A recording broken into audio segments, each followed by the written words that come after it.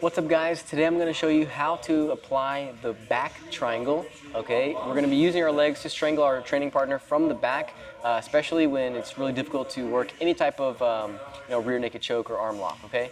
So we'll start out on the back. As soon as I have my training partner's back, I want to start to separate his defensive hands. And the best way to do this is getting top grips on my training partner's wrists. So I'll start out by initiating with my top arm, in this case my left arm. So all I'll do is I'll take my left hand and I'll reach in on the inside and take the top grip on my training partner's defensive hand, okay? This is his primary defensive hand. The reason why it's his primary defensive hand is because if he takes a C grip on my wrist, it completely stops the ability for me to strangle him, okay? So when I have a seatbelt, I'll just pommel my strangling hand on the top of his wrist. Now from here, it's very simple for me to, now that I have a free hand, I'll just go underneath my own wrist and take the top of my training partner's wrist, okay? Now, as soon as I do this, sometimes it can be difficult to really take this hand off, so I do a pushing and pulling motion to separate this. As soon as I separate, I get to the top. Now, from here we have what's called like the straight jacket, okay? From here I have the tops of my training partner's wrists, and it's inherently weak because as I'm pulling his wrist to his chest, it's hard for him to elevate his elbows and separate here, okay? So as soon as I do this, I'm gonna fall to my side where my arm is underneath, okay? As I fall to that side, I wanna make sure that I elongate one hook and I shorten the other to step on the hip, okay? The reason why I wanna do that is because if I keep my normal hooks in and fall to this side, it's closer for him to start like jumping over this side and, come back, it's a little bit difficult for me to start climbing. So if I climbed earlier, it will be a lot easier for me to do this step. Okay, so if I can do that as I fall, where I step on the hip and climb, it's gonna be a lot easier. Okay, so let's sit it back up.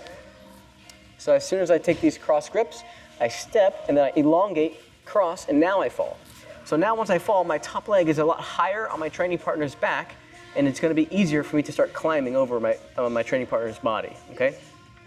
So now in this situation, all I'll do is I'll take this wrist grip and I'll punch it up to the sky to create a hole where his elbow meets his rib cage. Now all I'll do is I'll start by biting with the heel, and then I'll thread his hand underneath my own heel, okay? So I step over, I thread, and then as soon as I thread, I bite down and I lock up a close guard.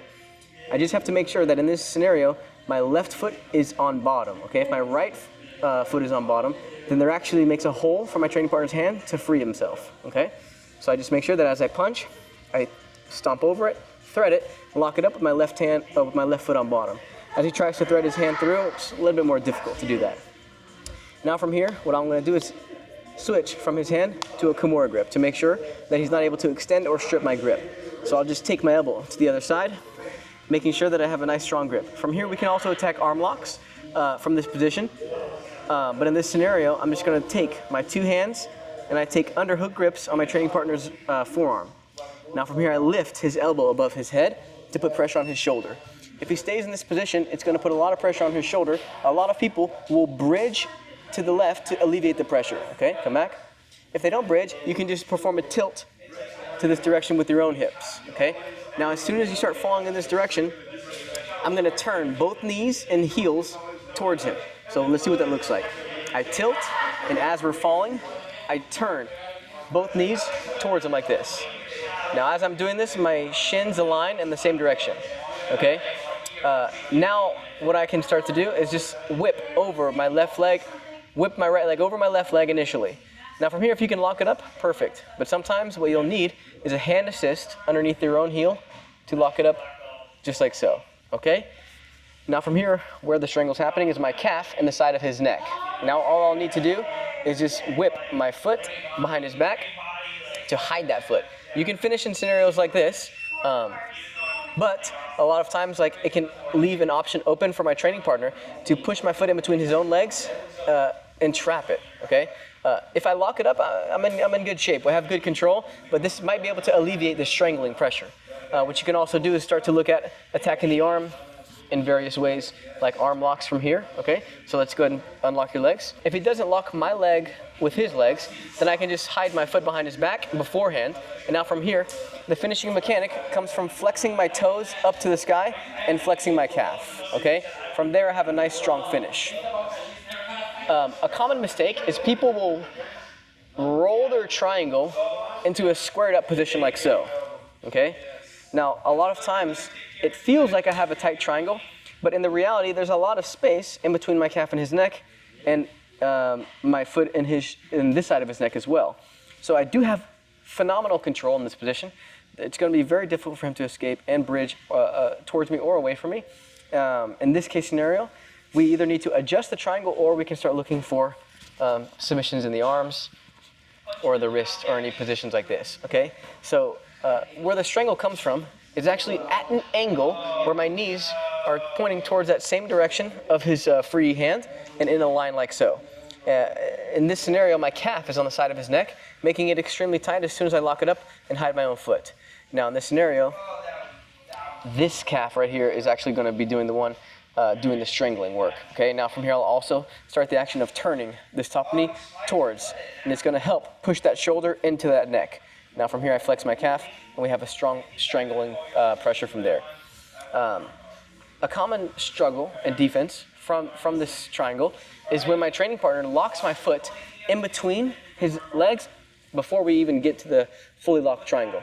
So let's say I throw my foot over and I lock it up like so. So in situations where I reach and I grab my own shin and we lay onto our sides, when I go to lock up my foot, it's not even locked up yet. My training partner has my foot stuck in between. Okay, so in scenarios like these, it's going to be pretty difficult to try to free your foot, okay? Especially when my training partner is pinching their knees together. I can't really lock my foot underneath my leg either, okay? And it would be naive for me to just try to go for an arm lock in this situation where my training partner has my leg closed. So in scenarios like this, I wouldn't go for the arm. Okay, instead, when I do lock it up, rather than trying to go for an arm lock or try to force the triangle from this position, I'll actually just use this triangle to roll to the other side by posting on my elbow as I open my chest to make us fall to the other side. As soon as this happens, now all I'll do is I can just reach around, connect a Kimura grip, and then just take my hook back out and insert it back in, okay? Now from here, if you can, look, you can literally use your own feet to free your foot, elongate it once again, and then from here, we can look to take those cross grips till we get high enough, and now we can restart that system of turning back to the other side, turning our knees, using a hand to assist, locking it up nice and tight. From there, now our calf is where we want it to be, and our foot is no longer trapped in my training partner's legs. Now from here, I just make sure that I pinch my knee in and flex my calf in. So a knee is going in, my calf is going in at the same time, and we have a nice, strong strangle, okay?